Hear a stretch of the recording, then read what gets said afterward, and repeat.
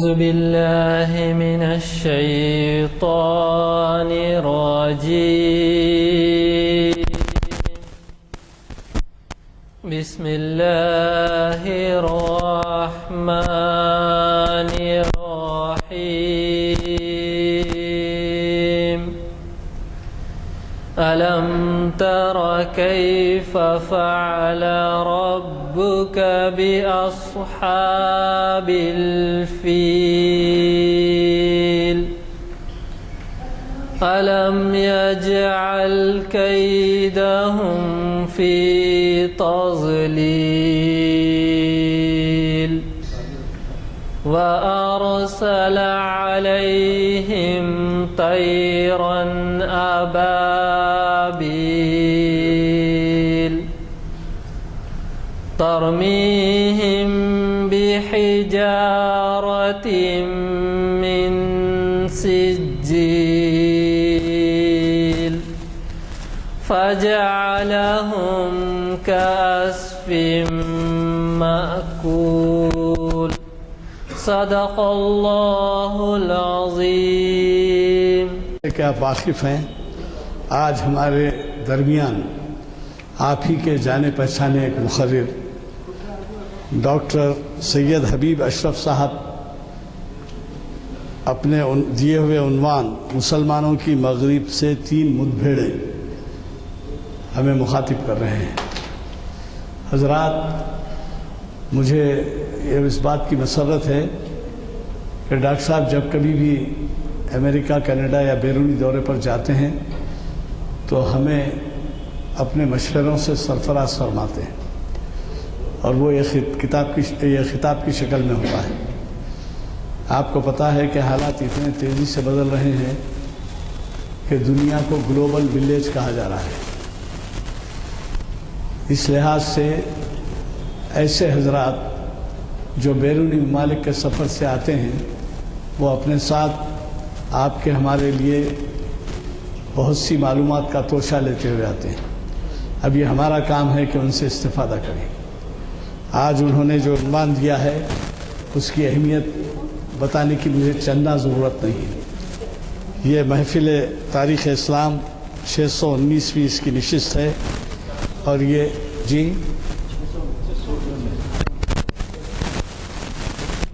619ویں نشست ہے. 400 لکھے ہیں، 619ویں نشست ہے. اور اللہ کے فضل سے ہمارے تینوں محافل میں ہم 500 کی نشستوں سے آگے بڑھ گئے ہیں، اور اقبال شناسی میں تو 700-800 کی چل رہی ہے. اور ایسے نشستیں اللہ کے فضل سے آپ لوگوں کے تعاون سے آگے بڑھ رہی ہیں.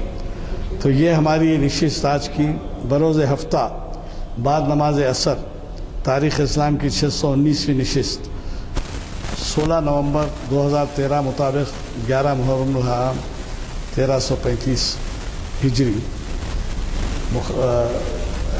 یہ نشست مقرر ہے، اور آج ہم اسی سے استفادے کے لیے یہاں جمع ہیں. ڈاکٹر صاحب کا مضمون یا ڈاکٹر صاحب کے خیالات دریا کو کوزے میں بند کرنا ہے. اس لیے میں زیادہ آپ سے بغیر وقت لیے کہ آپ کا میں ڈاکٹر صاحب کو مدعو کرنا چاہوں گا. صرف آپ سے 2 گزارشات ہیں.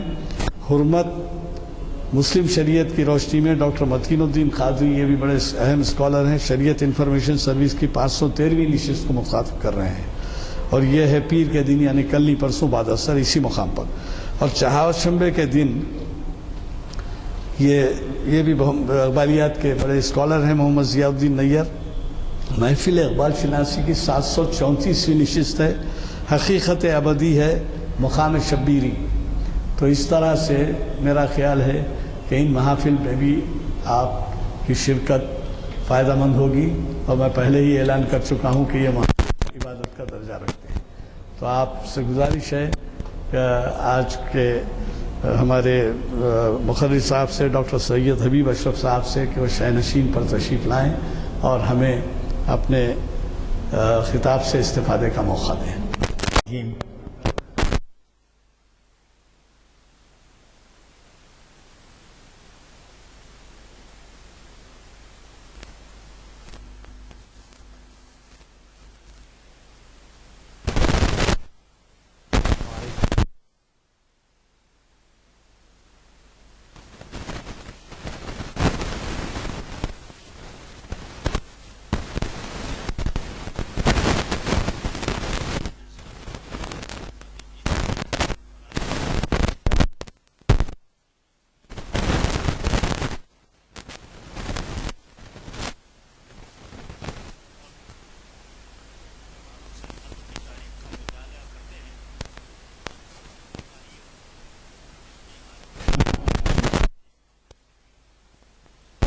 ذکر کرتے ہیں اور مشاہدات آپ کے سامنے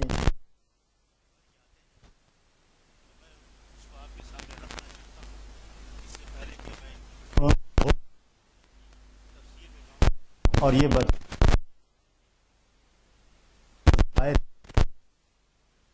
پہلا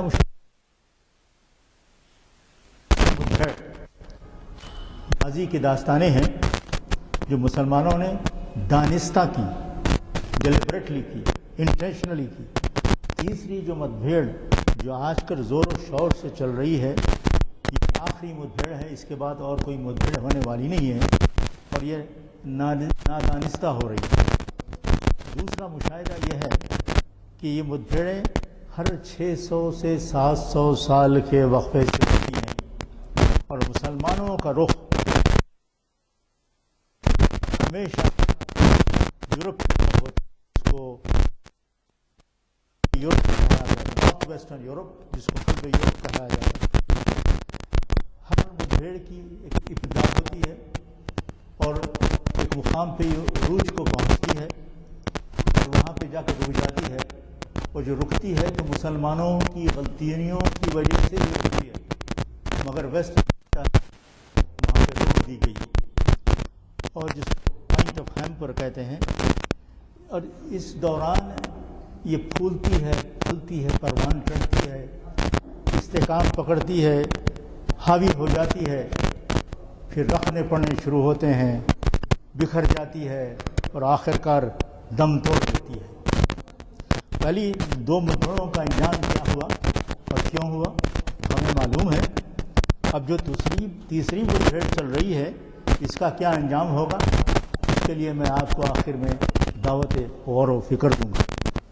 تیسرا مشاہدہ یہ ہے کہ ایک مدبھیڑ کے ختم ہونے سے 100 سال یا 150 سال پہلے آنے والی مدبھیڑ کی ابتدا شروع ہو جاتی ہے، یعنی دی اوورلیپ ایچ ادر۔ آگے آپ سمجھ جائیں گے۔ چوتھا مشاہدہ یہ ہے کہ ہر مدبھیڑ میں مسلمانوں کا ایک خاص طبقہ حصہ لیتا ہے، قیادت کرتا ہے۔ مثلاً پہلی مدبھیڑ میں مورس، دوسری مدبھیڑ میں ترکس اینڈ تاتارس، اور اب مدبھیڑ چل رہی ہے دنیا کے پورے مسلمان شامل ہیں۔ پانچواں مشاہدہ یہ ہے کہ پہلی مدبھیڑ میں یو ایس اے شامل نہیں تھا، کیونکہ یو ایس اے تھا ہی نہیں،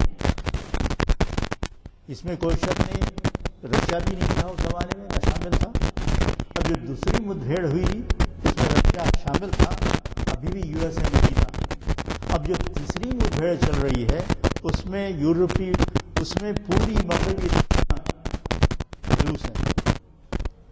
اور چوتھا مشاہدہ یہ ہے کہ پہلی دو مدبھیڑوں میں قلب یورپ، جیسے کہ میں نے کہا کہ north western Europe, American side, یہ قلب برطانیہ مسلمانوں کی زد سے بچ گئے تھے، کیونکہ وہاں تک پہنچ نہیں آئے تھے، وہاں جا نہیں سکے۔ اب اسی آخری مدبھیڑ میں قلب یورپ اور امریکہ مدبھیڑ کا مرکز میں ہیں، sort of a they are in the eye of the star. مشاہدہ یہ ہے کہ پہلی اور دوسری مدبھیڑ میں جو مسلمان یورپ میں حملہ آور ہوئے، پہلی مدبھیڑ میں جنوب مغرب، اور دوسری مدبھیڑ وہ مشرق سے داخل ہوئے،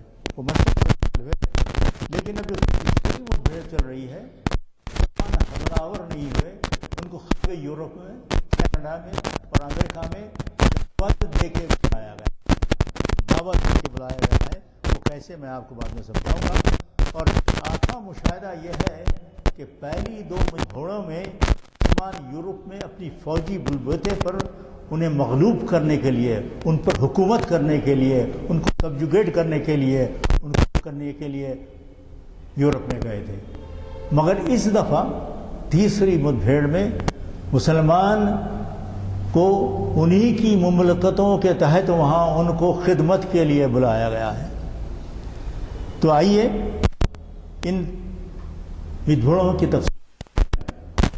پہلی جو مدبھیڑ ہوئی وہ ہوئی from 64 AD to 1492 AD، that is 24 ہجری سے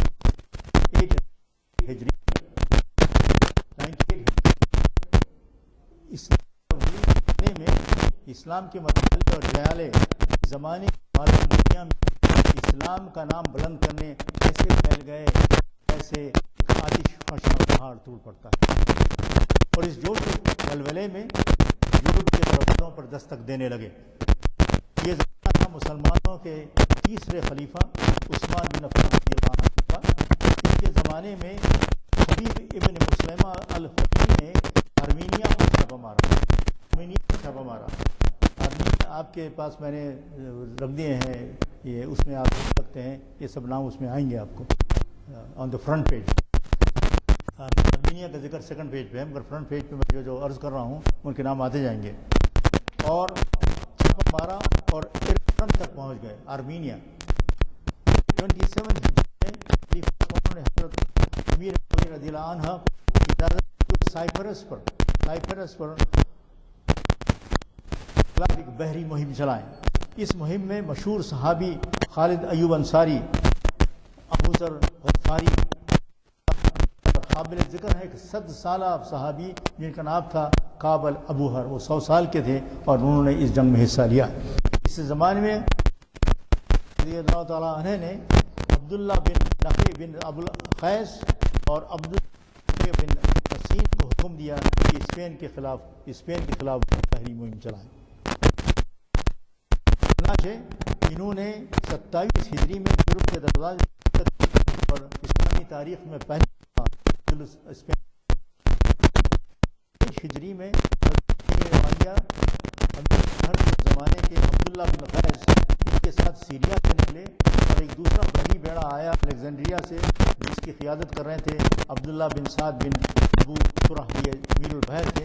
اس بحری بیڑے نے مسلم بحری فوج نے 2 مختلف سمتوں سے سائپرس کو فتح کیا۔ آپ دیکھیے اس میں ہے، نام ہے سب، سائپرس اس میں ہوگا، سائپرس کو فتح کر لیا، اور سائپرس کے لوگوں نے 8,000 دینار بطور خراج دینے کی رومنس کو دیا کرتے تھے۔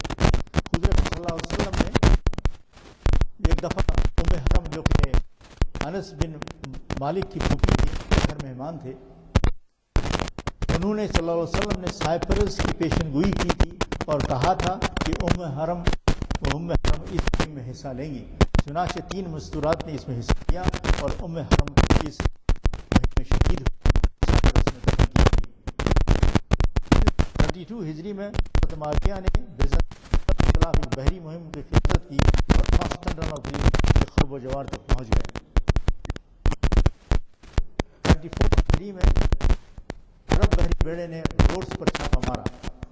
پھر 35 ہجری میں دی بیٹل آف دا ماس، مستولوں کی جنگ واقع ہوئی، جو لیکیا کے ساحل جو آپ کے الیگزینڈریا کے قریب تھی۔ اس بحری جنگ میں بیزنطائن حکمرانوں نے ابھرتی ہوئی مسلم قوت خلا خما کرنے کے لیے الیگزینڈریا قریب مصر پر 800 سے لے کر 1000 بحری جہازوں سے حملہ کیا، اور حضرت امیر معاویہ نے مقابلہ کیا، وہ کہ ان کے پاس 200 سے 300 بحری جہاز تھے، ایک جوش تھا، ایک جلوالہ تھا، ایک جذبہ تھا، وہ کہ دشمن کئی گنا زیادہ تھے، اس جوش اس جذبے کی تاب نہ لا سکے اور ان کو ذلت آمیز شکست ہوئی۔ اس کے بعد مسلم بحری قوت نے میڈیٹرینین سی پر اپنا سکہ جما لیا۔ پھر 30 ہجری میں عرب بحری نے سسلی پر کرنا مملکت، جیسا کہ عام کو معلوم ہے ایک وسیع مملکت تھی، اس کے 2 حصے تھے، مشرقی حصہ اور مغربی حصہ۔ مشرقی حصے کی کا دارالخلافہ تھا کانسٹنٹینوپول، جس کو آج کل استنبول کہتے ہیں، اور مسلمانوں کی نظر کانسٹنٹینوپول پر پہلے سے ہی تھی، اور جب معاویہ نے اپنی حکومت مستحکم کر لی تو ان کی توجہ قسطنطنیہ کی طرف مبذول ہوئی۔ انہوں نے ایک زبردست بحری قوت تیار کی اور ایجین سی اپنا سکہ جما لیا اور کریٹ اور سسلی پر حملے شروع کیے۔ نام ملیں گے، وہ فرنٹ پیج پر دیکھیں آپ، فرنٹ بالکل پہلا نام، پیج نمبر 1، اس میں سب نام ہیں۔ جی ہاں، پہلا پیج پہ ہے جی۔ رودس کو اپنا ایڈوانس بیس بنا کر قسطنطنیہ جو کہ 3 دیواروں والا شہر کہلاتا ہے 10 سال تک محاصرہ کیا، فرام 668 AD to 678 AD عیسوی، اور آخر کار 49 ہجری میں بحری بیڑے نے، جس کی قیادت یزید کر رہے تھے، قسطنطنیہ پہ حملہ کیا، مگر جس کو بیٹل آف سیلیم کہتے ہیں، اس میں مسلمانوں کو شکست ہوئی، کیونکہ وہ بہت ہی، ان کا ڈیفنس بہت ہی مضبوط تھا بیزنطین لوگوں کا، اور پھر حضرت معاویہ نے وہاں سے محاصرہ ختم کر دیا اور ان کے ساتھ ایک فوجی معاہدہ ہوا۔ پھر اس جنگ میں بہت ہی مشہور صحابیوں نے حصہ لیا، جس میں تھے عبداللہ بن زبیر، عبداللہ بن عمر الخطاب، عبداللہ ایوب انصاری، ابو ایوب انصاری، عبداللہ بن عباس۔ چنانچہ ایوب انصاری اس جنگ میں شہید ہوئے اور وہ محاذ کے فاردست مقام پہ دفن کیے گئے، یورپین حصے میں دفن کیے گئے۔ وہاں پر ایک مسجد تعمیر کی گئی جس کو ایوب سلطان کہا جاتا ہے، جو بھی آتا ہے ترکی وہ ضرور ان کی مزار پہ جاتا ہے۔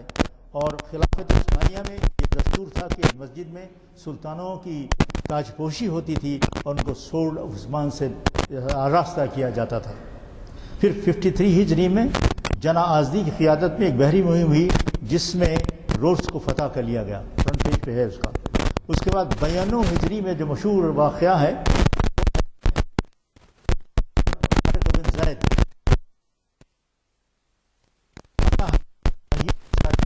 کو پار کیا، جبرالٹر پہ اترے، جبل الطارق قبضہ کر لیا۔ اس کے چند مہینوں کے بعد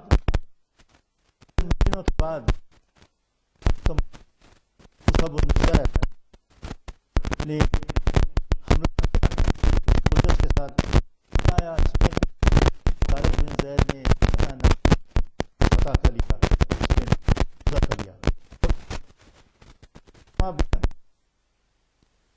دنیا کو فتح کیا۔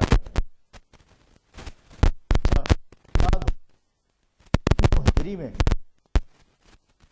ملک کا لڑکا تھا، پھر قسطنطنیہ کا ایک دفعہ محاصرہ کیا، مگر اس کو فتح نہ کر سکے۔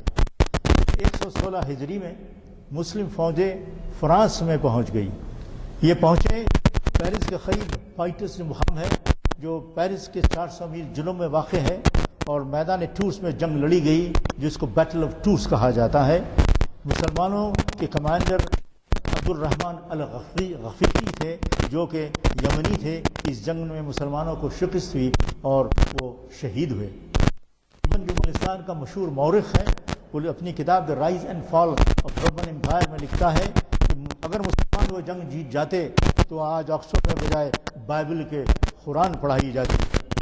اور مزید یہ لکھتا ہے کہ فائٹرز ایسی جنگ تھی، مدبھیڑ تھی، جو دنیا کی تاریخ کو بدل سکتی تھی۔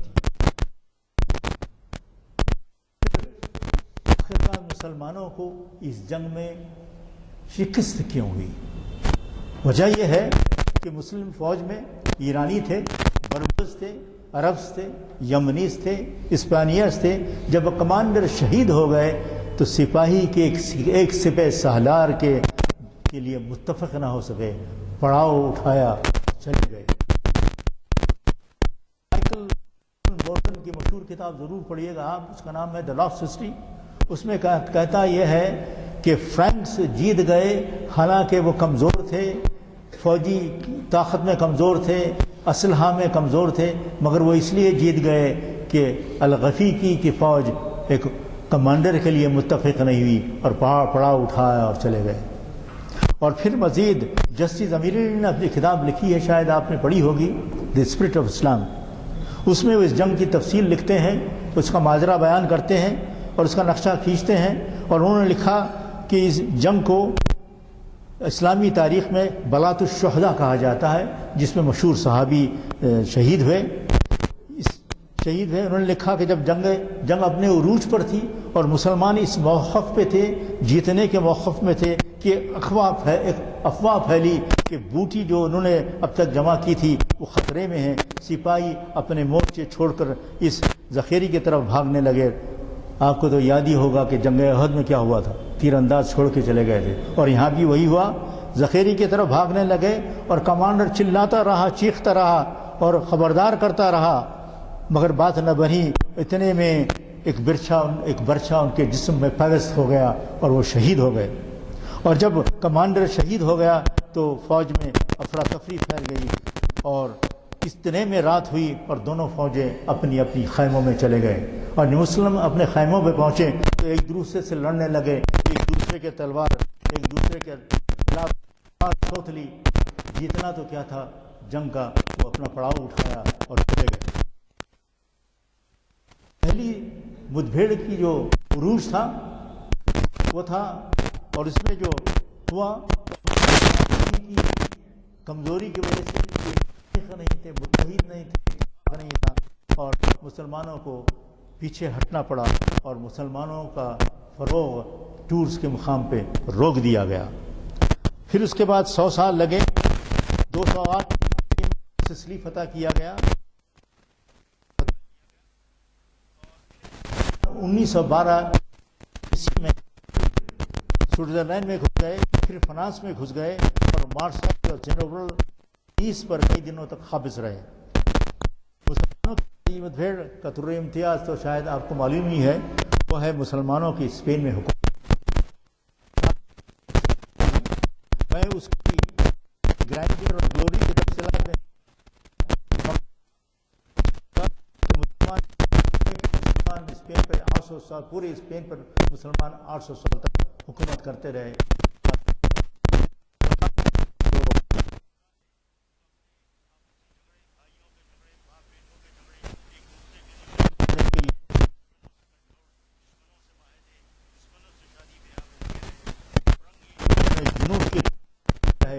آخرکار صرف رہی جو مملکت صرف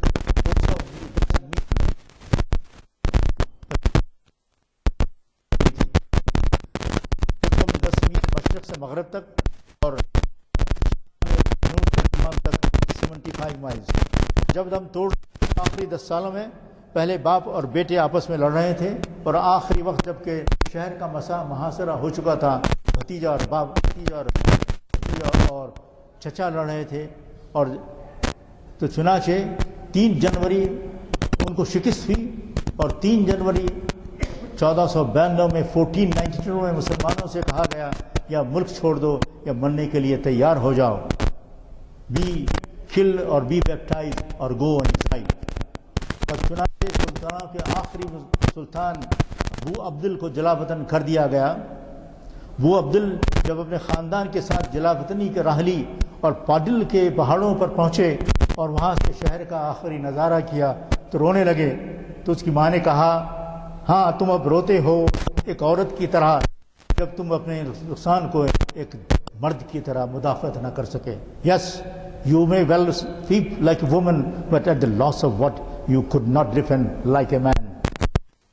کی آو بقا کو اب دنیا مور کی لاس سائی کے نام سے یاد کرتی ہے, اور مسلمانوں کی یہ پہلی مدبھیڑ ختم ہوتی ہے. مسلمانوں کی حکومت اندلس میں حکومت ختم ہوتی ہے, بلکہ مسلمانوں کو اندلس سے نکال دیا جاتا ہے. یہ تھی کہانی پہلی مدبھیڑ کی. آئیے اب دوسری مدبھیڑ کی کہانی سنیں. شروع ہوتی ہے 1920 عیسوی میں. جیسے میں نے کہ پہلی مدبھیڑ کے ختم ہونے سے 150 سال پہلے دوسری مدبھیڑ کی 1300 عیسوی میں داغ بیل پڑتی ہے, جو کہ مطابق ہے 700 ہجری کے. برسا کے مقام پر جو آپ کو سیکنڈ پیج پہ اس کا نام ملے گا, اگر پلٹائیں اس کو تو سیکنڈ پیج کا نام ملے گا برسا کا. برسا کے مقام پر عثمان علی جو بانی ہے خلافت عثمانیہ کے, جسے مغربی دنیا آپ آٹومن امپائر جو کہتے ہیں, ذرا سنیے آپ کیوں آٹومن امپائر کہتے ہیں. مغربی دنیا حقارت سے آٹومن امپائر کہتی ہے, کیونکہ آٹومن کے نام ہے فٹ اسٹول کے, اس لیے آٹومن امپائر کہتی ہے.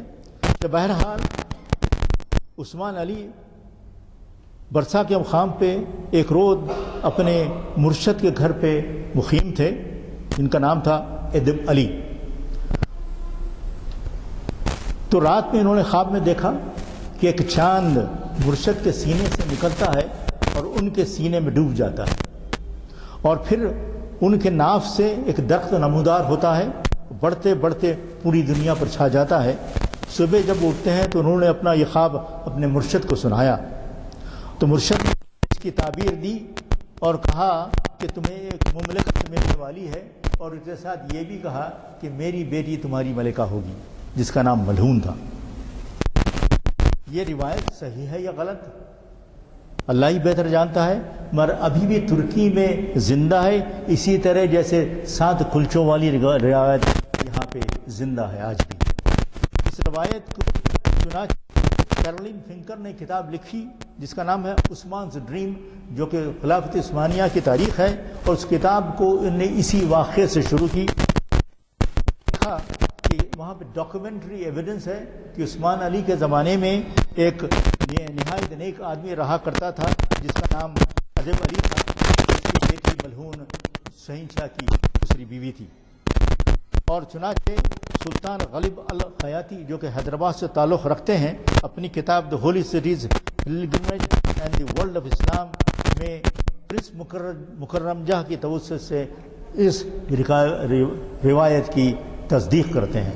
بہرکیف جب مسلمانوں کی حکومت اسپین میں زوال پذیر ہو رہی تھی اور سلطنت ترکی کا آغاز ہو رہا تھا، یہ دیکھیے اللہ کا ڈیزائن، جب مسلمانوں کو جنوب مغربی یورپ سے نکالا جا رہا تھا، دوسرے مسلمان مشرق سے یورپ میں گھس رہے تھے۔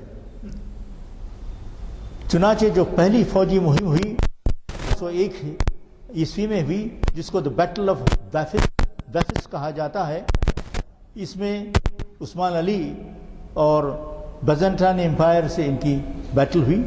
پھر عثمان علی کے بعد ان کے ورثہ اورحان مراد I اور باعزید خلافت عثمانیہ کو مستحکم کرنا شروع کیا اور وسیع کرنا شروع کیا۔ پھر 1389 میں مراد I نے بیٹل آف کوسوو میں جنگ لڑی اور اس میں شہید ہوئے۔ پھر مراد I کے بعد آپ کو تو یاد ہی ہے کہ باعزید نے شہنشاہیت قبول فرمائی، اور یہ باعزید سلطان وہ ہے جس کو یورپ نے ٹائٹل دیا تھا یلدرم کا، دا تھنڈر بولٹ۔ 1394 میں عیسوی میں باعزید کی قیادت میں کانسٹنٹینوپل کا پھر محاصرہ شروع ہوا۔ 1394 میں پھر محاصرہ شروع ہوا۔ پھر 1396 میں فرنگیوں نے آخری زبردست صلیبی جنگ ترکوں کے خلاف لڑی جو نکوپولس پہ لڑی گئی۔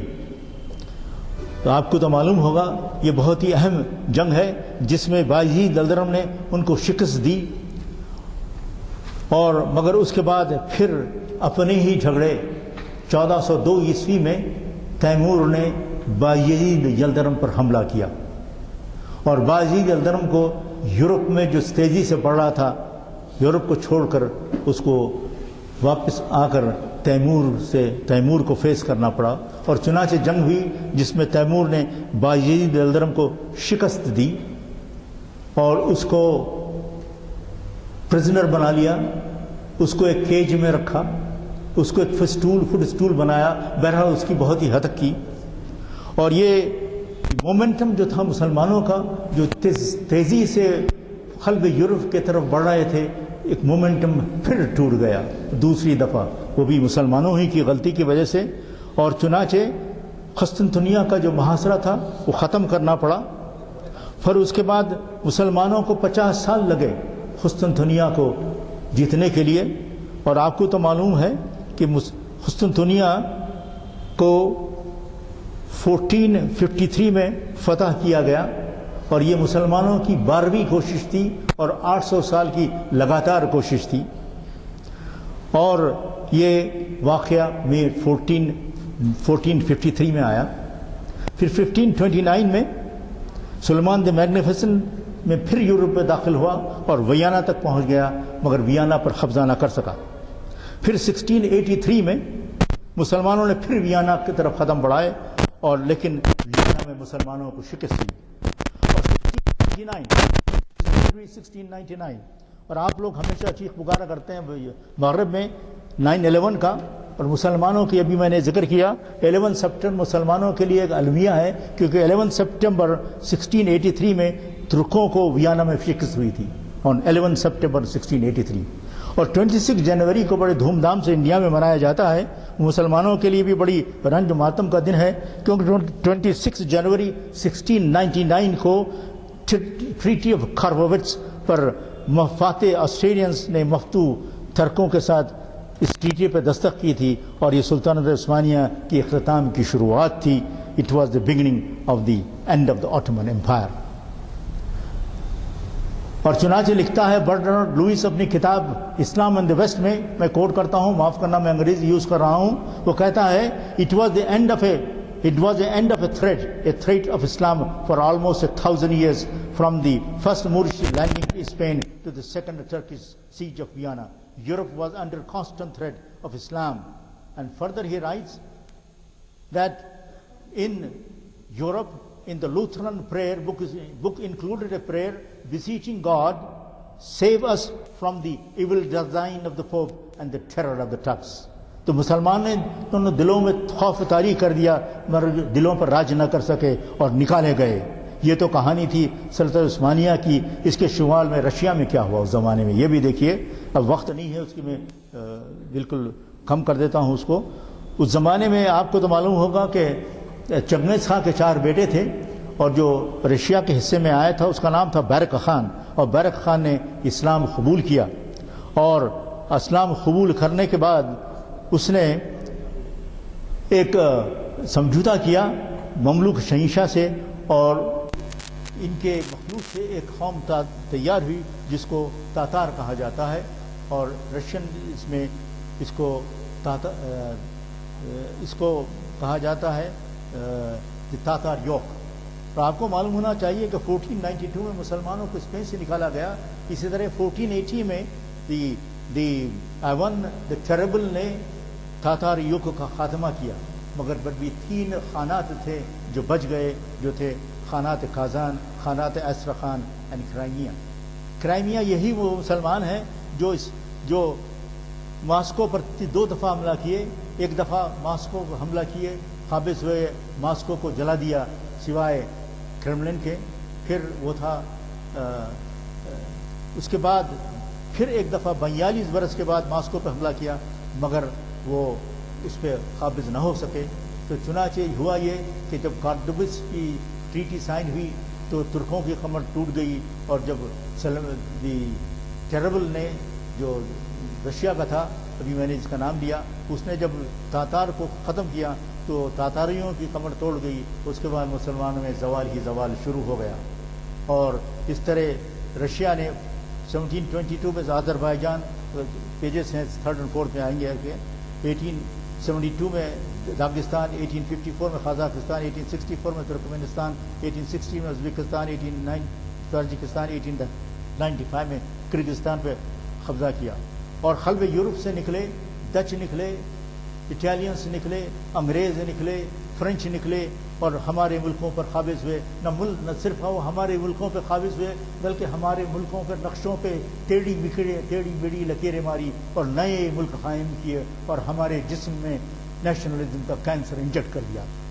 چنانچہ الجیریا کو 1830 میں قابض ہوئے، 1839 میں یمن پر، 1881 میں تیونس پر، 1882 میں ایجپٹ پر، 1889 میں سوڈان پر، اور 1912 میں موراکو پر.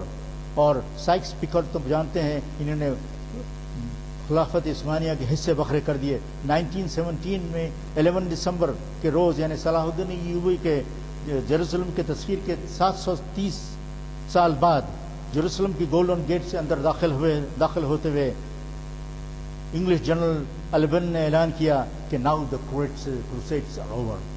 اور فرینچ جنرل گرود نے سیریا میں داخل ہوا اور صلاح الدین ایوبی کے مزار پر گیا، اس کو ٹھوکر ماری اور کہا صلاح وی آر بیک. 1920 10 اگست 1920 کو سلطنت عثمانیہ کے طاغوت پر آخری کیل ٹھوکی گئی اور ٹریٹی آف سرس پر سائن دستخط ہوئے. خلافت عثمانیہ کے ٹکڑے کر دیے اور ہم کو موراکو سے، ملیشیا سے غلام بنا دیا گیا. یورپ جو کہ دنیا کا صرف 7% of Europe had a land mass, only 7% of the world global mass, had ruled over 34% of the land mass by the end of the 1800. آپ کو سیکنڈ پیج پہ ملے گا یہ 1800 and 84% of by the 1914. اور جب 1920 میں 50% سے زیادہ مسلمان انگریزوں کے غلام تھے. تو چنانچہ پہلی مدبھیڑ جب ختم ہوئی تو اسپین سے نکال دیا گیا، مسلمانوں کو ان کی حکومت ختم کر دی گئی. جب دوسری مدبھیڑ ختم ہوئی، مگر پہلی مدبھیڑ جب ختم ہوئی تو مسلمان ابھی طاقتور تھے. ترکی میں عثمانیہ ترک تھے، لندن انڈیا میں مغل تھے، ایران میں صفوی تھے اور ایجپٹ میں مملوک تھے. مگر جب دوسری مدبھیڑ ختم ہوئی تو نسل مسلمانوں کو مشرق روپ سے صدیوں کے حکومت کے بعد دھکیل دیا گیا، بلکہ پورے مسلمانوں کو غلام بنا دیا گیا. اور پھر بھی مسلم قلب یورپ میں اس زمانے میں جبکہ دوسری مدبھیڑ ختم ہوئی، قلب یورپ میں مسلمان نہیں تھے، انگلینڈ میں مسلمان نہیں تھے. انگلینڈ میں صرف 2 ہی مسجدیں تھیں. ایک مسجد تھی جس کا نام تھا مسجد شاہ جہاں، اور دوسری مسجد تھی کارڈف میں جس کو تو اب مسجد ابو حریرہ کہتے ہیں. لائیے وقت ختم ہو رہا ہے، پھر بھی اب جلدی جلدی کرتا ہوں. مسلمانوں کی یہ تو 2 مدبھیڑوں کی کہانی ہوئی. اب سنیے کہ تیسری مدبھیڑ جو آج کل چل رہی ہے، اگر مجھے کوئی پانی دے دے تو اچھا ہے. اچھا، جبکہ ابتدا میں جیسا کہ میں نے ابتدا میں عرض کیا کہ دوسری مدبھیڑ کے ختم ہونے سے پہلے 1776 میں 150 سال پہلے ایک نئی حکومت قائم ہوئی. نئی حکومت کی داغ بیل پڑی جس کو کہتے ہیں United States of America. United States of امریکہ اور یونائٹڈ اسٹیٹس آف امریکہ آپ کو معلوم ہونا چاہیے کہ 7 سال تک کوشش کرتا رہا کہ دنیا اس کو قبول کرے، مگر پہلی قبولیت اس کو ملی مسلم دنیا سے. 1783 میں موراکو کے بادشاہ تھے، انہوں نے امریکہ کو قبول کیا، اس کی آزادی کو قبول کیا. اور اس کے بعد جو ہوا، جیسا کہ میں نے آپ سے عرض کیا کہ مسلمانوں کو یورپ سے نکالا جا رہا تھا اور ان کے ملکوں پہ قبضہ کیا جا رہا تھا، اسی زمانے میں مسلمانوں کو امریکہ لایا جا رہا تھا. یہ دیکھیے اللہ کا جو ڈیزائن ہے. جو سلیوز لائے گئے امریکہ میں، جس کی میں زیادہ تفصیل میں نہیں جاؤں گا، اس کے 1/3 جو سلیو تھے وہ مسلمان تھے. اس کو کہتے ہیں first wave of Muslims which arrived in America. پھر دیکھیے اللہ کا ڈیزائن کہ 30 سالوں میں اس کے بعد فرسٹ ورلڈ وار ہوئی. اور جب ابھی آپ سے میں نے عرض کیا کہ سلطنت عثمانیہ کے ٹکڑے کیے گئے تو پھر مسلمان پہنچے البانیا سے، یوگوسلاویا سے، سیریا سے. یہ کہتی ہے second wave of Muslim which arrived to the United States of امریکہ.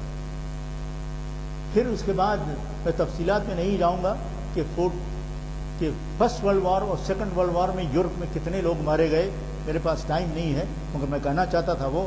مگر ہوا یہ کہ جب ان کا ریکنسٹرکشن ہوا یورپ کا شروع ہو 1950s میں، تو ان کے پاس acute shortage of manpower. تو چنانچہ امیگریشن کے دروازے کھول دیے گئے اور مسلمان پہنچے لندن میں، انڈیا سے، پاکستان سے، یمن سے، اور پہنچے ترکی میں، جرمنی میں ٹرکی سے، اور فرانس میں پہنچے ناردرن افریقہ سے. اسی لیے تو میں کہتا ہوں کہ مسلمانوں کو دعوت دے کے بلایا گیا. اور 1965 میں جبکہ ویتنام وار زوروں پہ تھی، امریکہ کو اسکل لیبر کی ضرورت ہوئی اور انہوں نے اسکل لیبر کے لیے دروازے کھول دیے اور 65 ڈفرنٹ نیشنلٹیز کے مسلمان امریکہ پہنچ گئے. It's called third wave of Muslim which arrived to America. تو میں آپ سے یہ عرض کرنا چاہتا ہوں کہ جب آپ 100 سال پہلے جائیے، 1920 میں کچھ مسئلہ کوئی نہیں تھے مسلمان، نہ تو امریکہ میں تھے. امریکہ میں شاید ہوں گے تو 500,000 ہوں گے فرسٹ ویو والے، اور نہ ناردرن قلب یورپ میں تھے. مگر آج مسلمانوں کا حال یہ ہے، وہ ضرور میں آپ سے بتانا چاہوں گا کہ آج مسلمانوں کے لندن کی پاپولیشن 10% مسلمان ہے، پیرس کی پاپولیشن 10% مسلمان ہے، پورے یورپ میں کی پاپولیشن 7% مسلم ہے. There are 53 million Muslim north western Europe میں جیسے خلب یورپ میں آج 16 ملین مسلمس ہیں، اور برطانیہ میں تو مسلمان زندگی کے ہر شعبے میں آپ کو ملتے ہیں. آپ یہ BBC کھولیے تو اس میں آپ جمال اس کو سنتے ہیں، مشل حسین کو سنتے ہیں، اور آپ اس میں زینب بداوی کو سنتے ہیں، اور دوسرے نام نہیں لوں گا ٹائم کے لیے. اور فرانس میں گزشتہ برسوں میں 220 سالوں میں مسجدوں مساجد کی تعداد 1000 سے 2000 ہو گئی. چارلس مارٹل کے اپنے میرا خیال ہے خبر میں کروٹیں بدل رہا ہوگا کہ ٹورز جس مقام پہ مسلمانوں کو روکا گیا تھا آج وہاں پہ مسجد بن گئی ٹورز کے مقام پہ. جرمنی میں 2600 پریس ایریاز کہلاتے ہیں، جس میں سے 512 میں مساجد ہے اور 141 مساجد پر منرٹس ہیں. بیلجیم میں 351 مساجد ہیں، اور سوئٹزرلینڈ میں 114 مساجد ہیں، اور حال ہی میں انہوں نے مساجد پہ مینارز کی تعمیر کو روک دیا ہے. تو اور کینیڈا میں 201 کی جو مردم شماری ہوئی اس میں 5,79,740 مسلمس تھے، اور امریکہ میں آج کل 4 سے لے کے 5 ملین مسلمان ہیں اور 2,000 سے زیادہ مسجدیں ہیں. تو غور فرمائیے اور سوچئے کہ 1300 سال سے مسلمان خلب یورپ اور انگلینڈ میں داخل ہونے کی کوشش کرتے رہے لیکن کچھ نہ کر سکے. ہری دو مدبھیڑوں میں جان و مال کی بازی لگا دی، لاکھوں شہید ہوئے اور زخمی ہوئے مگر کچھ نہ کر سکے. اور یہ جو تیسری بھیڑ ہے، نہ کسی نے کوئی شہید ہوا اور نہ زخمی ہوا، اور مسلمان خلب یورپ میں اپنی قدم جما لیے. یہ کیا ہے؟ یہ اللہ کا ڈیزائن نہیں ہے تو کیا ہے؟ تو میں آپ سے عرض کرنا چاہتا ہوں، سوال یہ ہے کہ اس مدبھیڑ کا انجام میں کیا ہوگا؟ اس مدبھیڑ کا انجام کیا ہوگا؟ کیا یورپ سے مسلمانوں کو پھر نیا انکوزیشن ہوگا، نکال دیا جائے گا، یا پھر امریکہ میں مسلمانوں کو انٹرن کر دیا جائے گا، جیسا کہ جاپانیز کو پرل ہاربر کے بعد ان کو ایک قید کر دیا گیا تھا؟ کیا ہوگا؟ یہ چیز ہو نہیں سکتی. اب مسلمانوں کو ایک ہی چیز ہو سکتی ہے مسلمانوں کی، کہ ان کی جو پروجنی ہے، جو کلچر ہے ویسٹ کا، the most seductive, alluring, pervasive culture, the Muslim generations will get drowned and submerged into in that culture. And then آج سے 100 سال کے بعد جب مسلمان تاریخ لکھیں گے تو لکھیں گے کہ مسلمان آئے مگر مغربی کلچر کو اپنایا اور ختم ہو گئے. It will be wreck and ruin of Islam. یا پھر اگر مسلمان آج یورپ میں اپنی انفرادیت کو قائم رکھیں گے اور اپنے مذہب کو قائم رکھیں گے تو ایک ری برتھ ہوگا، ایک ری انکارنیشن ہوگا اور رینیسانس آف اسلام ہوگا انشاءاللہ. اور مگر امریکہ میں کیا ہو رہا ہے اور کیا ہو رہا ہے اور کیا کرنا چاہیے، میں ضرور آپ سے اس سلسلے میں کبھی موقع ملا تو بات کروں گا. امید کہ آپ اجازت دیں گے. مگر اس سے پہلے کہ میں بات ختم کروں، ایک دو چیزیں ضرور عرض کرنا چاہوں گا کہ وہ یہ ہے کہ آج کل کی جو جنگ ہے جو مصر میں ہوا، کہ ایک جماعت جس نے یورپ چیختا ہے ڈیموکریسی کی، جس نے الیکشن لڑ کے آئے اس کو ختم کر دیا گیا اور سب خاموش ہیں. یہ ڈبل فیس ہیں. اور اس میں ہمارے بھائی سعودی عرب بھی شامل ہیں. جب اس کو اکنامک ضرورت تھی تو کسی نے اس کو کوئی پیسہ نہیں دیا. صرف 2 ہی ملک ہیں بڑی ہیں، ایک ترکی تھا جس نے $1 بلین کیا اور دوسرا تھا قطر جس نے $1 بلین. جب سعودی عرب خاموش تھے اور جب یہ ان کے اوپر مسلط کر دی گئی ایک آمریت پھر تو ان کو $12 بلین دینے تیار ہے. تو جنگ جو ہے وہ آج کل آپ سمجھیے گا اور غور کریے گا کہ جنگ ستونوں کی جنگ نہیں ہے، جنگ ہے عمارت کی جنگ ہے. 5 پلرز آف اسلام پڑھیے، کتنی نمازیں پڑھتے پڑھیے، ہزاروں پڑھیے. حج کو جاتے ہیں جائیے، لا الہ الا اللہ محمد رسول اللہ بولیے، لاکھوں دفعہ بولیے. اور زکوٰۃ دیتے ہیں دیجئے. آپ کو معلوم ہونا چاہیے مسلمانوں کو, مجھے بھی نہیں بتایا گیا جب میں پڑھتا تھا. یہ میرے لیے, میں نے لاسٹ ایئر بھی یہ کہا تھا کہ اگر امریکہ نہیں جاتا تو اسلام بغیر سمجھے کے مر جاتا. اسلام میں خالی ستونوں سے عمارت نہیں بنتی, اس کے 5 چیزیں اور ہوتی ہیں. فرش ہوتا ہے, چھت ہوتا ہے, دیواریں ہوتی ہیں, اور آپ کے کھڑکیاں ہوتی ہیں. مسلمانوں کا فرش ہے اس کا اکنامک سسٹم, مسلمانوں کا چھت ہے اس کا پولیٹیکل سسٹم, اور مسلمانوں کی دیواریں ہیں اس کا شریعہ. تو جنگ جو ہے وہ ہے عمارت کی جنگ. وہ کہتے ہیں مصر میں جائیے ستونوں پہ جو کرنا کریے, مگر اپنا نظام مت قائم کریے, اپنا نظام مت قائم کریے. یہی جنگ ہے, یہ سمجھیے. اور پھر میں آپ سے عرض کروں گا ایک اور چیز, کہ جمعے کا خطبہ جو ہوتا ہے, I call it a golden half an hour in Islam. That golden half an hour, that treasure is not used properly. It is squandered. It is squandered. ہمارے امام کو, میں کہتا ہوں امریکہ کا امام جو ہے, امریکہ امام کو معلوم ہونا چاہیے کہ امریکہ کا کانسٹیٹیوشن کیا ہے. ایک ایسا بہترین کانسٹیٹیوشن ہے کہ اگر اس کے اوپر لکھ دیا جائے کہ sovereignty of this land belongs to Islam, اور اس کا 5th amendment نکال دیا جائے تو اسلامک کانسٹیٹیوشن ہوتا ہے.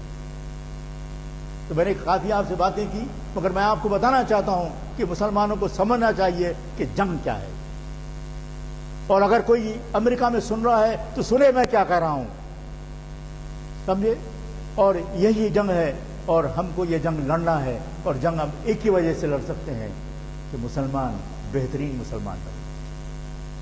کیونکہ قرآن حکیم تو آپ A to Z پڑھیے, محکومیت کا کانسیپٹ ہی نہیں دیتا, نہیں دیتا.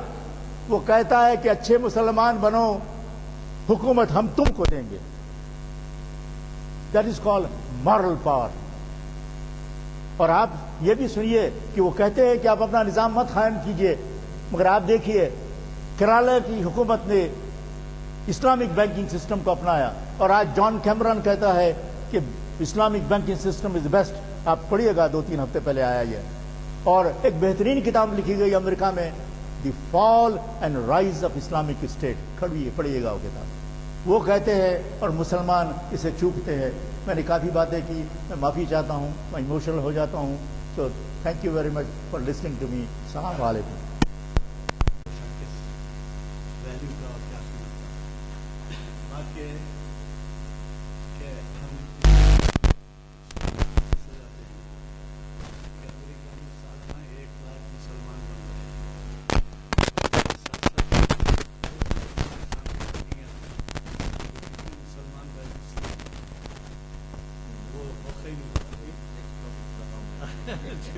تو بہرحال اب یہ جو بلبلہ انگیز, فکر انگیز جو تقریر رہی, کہ میں سمجھتا ہوں یہ ہمارے پاس ایک لینڈ مارک ہے بیرونی تاریخ اسلام سے متعلق. یہاں عبدالقیوم صاحب سارے تشریف رکھتے ہیں, اور ہمارے یہاں کئی ایسے نقشے ہیں جو اسلامی حکومت کے بارے میں اور معلومات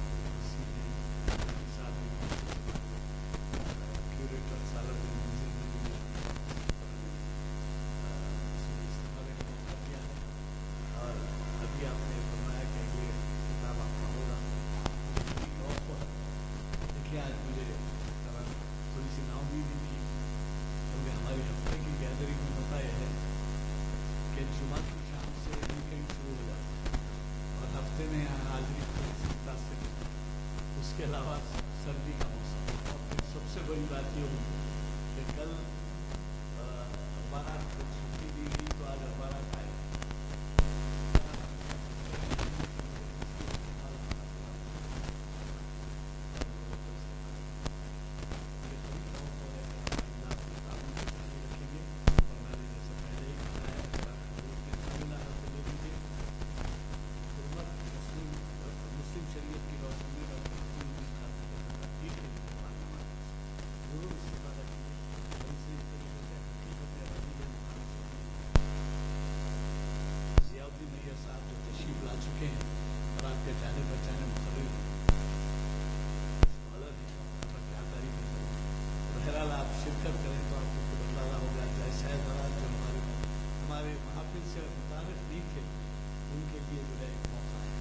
सवाल है।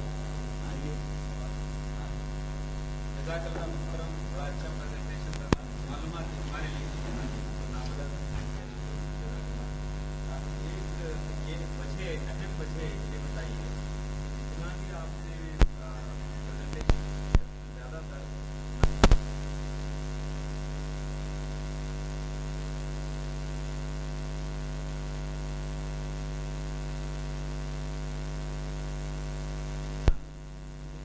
क्या आए चलिए या मुठभेड़ आपकी मुठभेड़ मेरी जो समझ है, जो नासमझ आदमी है, शुरू में जो मुसलमान निकले तो इस्लाम का नाम को बोलबाला करने निकले।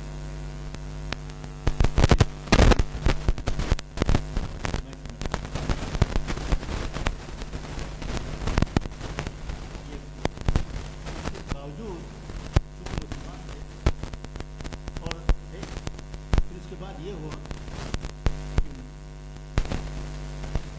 गुमराह थे, उनकी दुनिया है इस्लाम भी और ये मफरत नहीं चाहता। Islam is a way of life. मैंने अर्ज किया ना, ज़मीन की है, उसकी दीवारें भी हैं, वो सिस्टम पसंद नहीं करते। वो नहीं चाहते कि इस्लाम सिस्टम कायम हो। तो जो हुक्मरान हैं, कभी के ज़माने में टॉपिक को बात करूँगा कि जितने भी हुक्मरान हैं वो जो है